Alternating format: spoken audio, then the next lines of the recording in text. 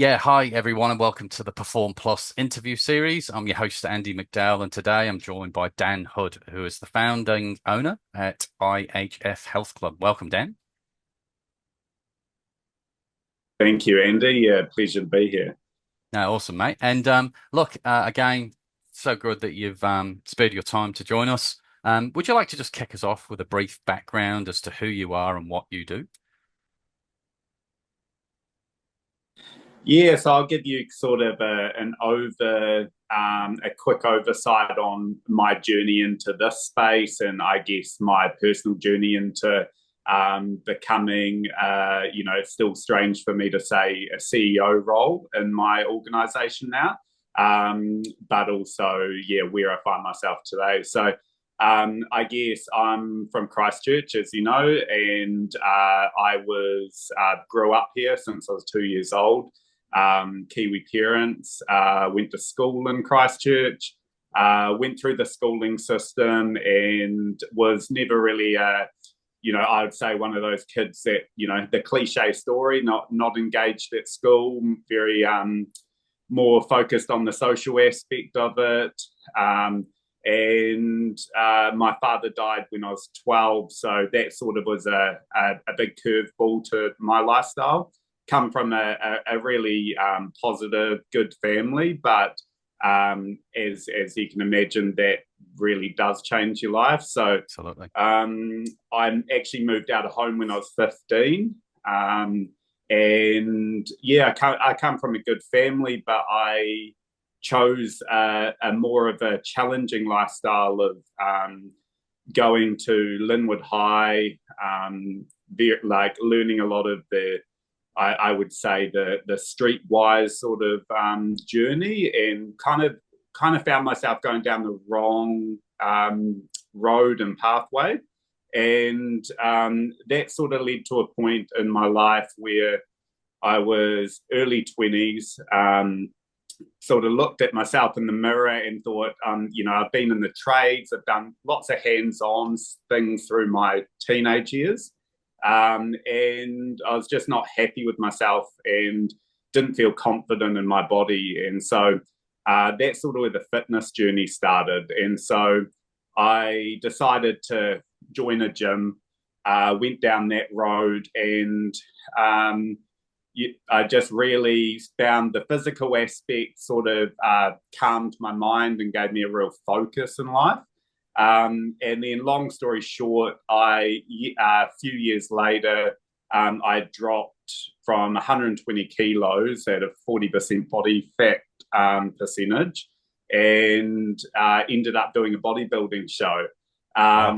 And that was sort of a pivotal moment for me.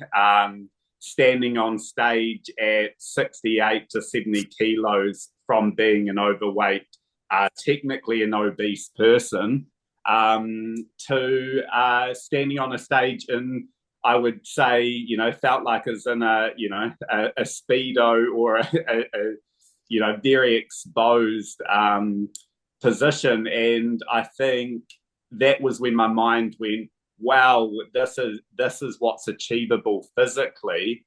And I think that's when my business mindset really started to develop.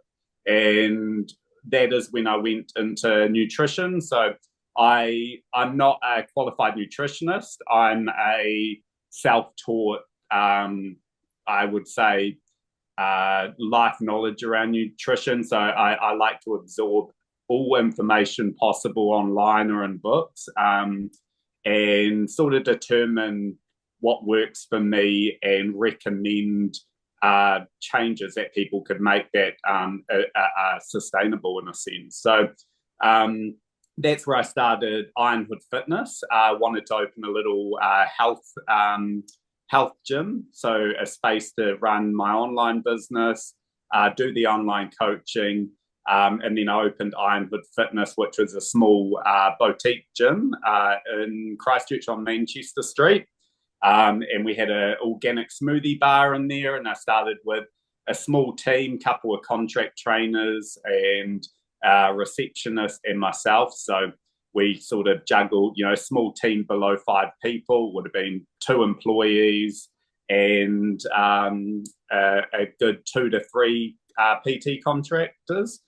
And we were there for 3 to 4 years. And down the track I've been lucky enough to get the opportunity to walk into certain meetings and sell the vision and dream to the right people, which has been my landlord currently at the crossing inside the crossing at Christchurch, sorry. And overnight, basically, I went from less than 5 people working in a small gym to a 4 times the size health club with 50 to 60 staff. So now I operate IHF Group, which is a organisation which has a company called IHF Retreats, which is our first retreat we opened is called Manawa Retreat. And that's a very early stages. We're running private bookings or wellness retreats out of that. We also have under the group a nutrition business, which is involved with a beverage called Hydrate, which is a natural sparkling water that we provide inside the health club. And then I also run 2 F&B venues. So there's a private members restaurant within the health club. And then we also run a independent brunch restaurant that's located next to the health club, but is open to the public as well. So, I'm sort of describe my business as a hotel without bedrooms. It's sort of what I operate. No, that's amazing. That's So quite that's sort of an impressive background and great story. And it sounds like you've scaled up really quickly. How have you found, I guess, that transition from, the early entrepreneurial days into, what is now and in terms of the leadership aspect of people? So I would say over my life, I've been involved with lots of different demographics of people. Nowadays, I'm a lot more involved with corporates, your typical corporates, as I could say. So I'm a people person, which is the foundation to it. I'm able to communicate and understand the lingo of different groups. But I think the leadership role is the core part to that is developing yourself as you climb into that role. Because like anybody that goes through that process, it's that imposter syndrome. As you grow quickly and your responsibilities come up quite quickly, it's making sure that you have a stable mindset so that you can be the best leader for that. So culture internally and ultimately the culture flows out into your clients and your customer base. So the core thing is understanding and developing your own personal mindset to be the best leader, I guess. Yeah, I like that. That's great. And moving on from there, what do you think are some of the common misconceptions about running or owning a business, and how do you address them? I think a lot of people think that I guess the luxuries of you're not on the clock, and a lot of people see the business front as the success of the hard work that you put in day out. I kind of describe, people say, "Oh, how many hours do you work?" And technically, when I'm awake, I'm working, and that's I guess every second of the day, 7 days a week, you are working when you're in a business ownership role.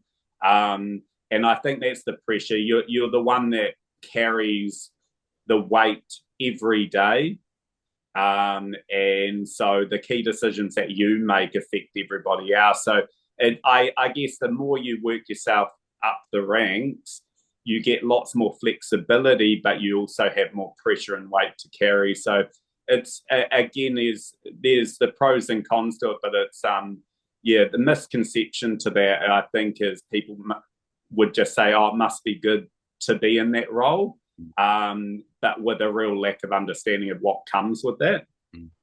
Yeah, absolutely. That pressure and responsibility. I guess you're well positioned and see a lot of that given what you do. How do you maintain a work-life balance? Do you have any personal rituals or habit that keep you motivated and focused? I say I don't think there's a perfect answer to that. I think it's always having the right focus on trying to find that.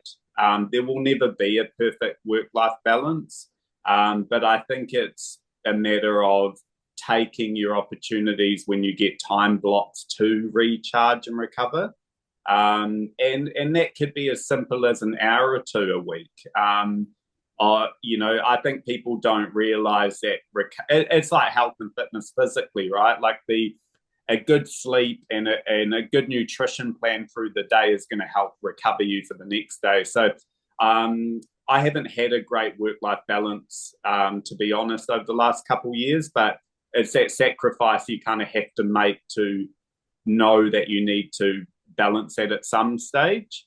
But my advice on that would just be take your opportunity when it comes, to have that balance. But it's never going to be the same every week or month or year. So yeah, it's a constantly moving target, really. Sure.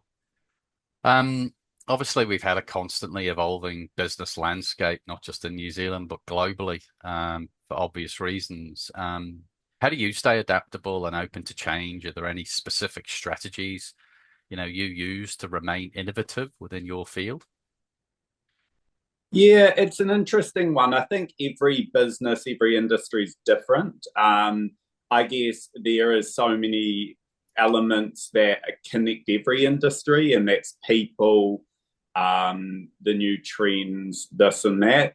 I guess for me personally, my goal and vision for IHF and the whole group is very clear. I've been very focused on what that looks like for the next 10, 20 plus years.